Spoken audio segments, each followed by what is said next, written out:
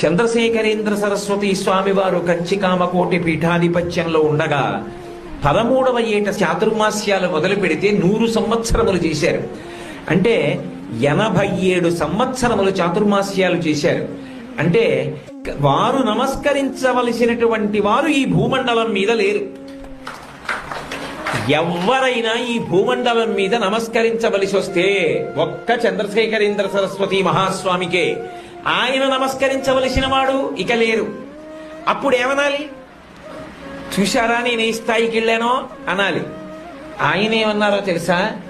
ఇది చాలా అపురూపమైన విషయం కదా అన్నారు. ఒకసారి ఆయన దగ్గరికి వెళ్ళి ఆయన అన్నారు, అవును, నిక్కచ్చిగా అపురూపం. ఎందుకో తెలుసా? నేను కలియుగంలో పుట్టడం నా అదృష్టం, త్రేతాయుగంలో పుట్టకపోవడం నాకు గొప్ప వైభోగం అన్నారు. అదేమిటి? మేమంటున్నదొకటి, మీరంటున్నదొకటి, ఏమిటి మీకు పట్టిన అదృష్టం కలియుగంలో అంటే? ఆయన అన్నారు, త్రేతాయుగంలో రామచంద్రమూర్తి ఉన్నాడు.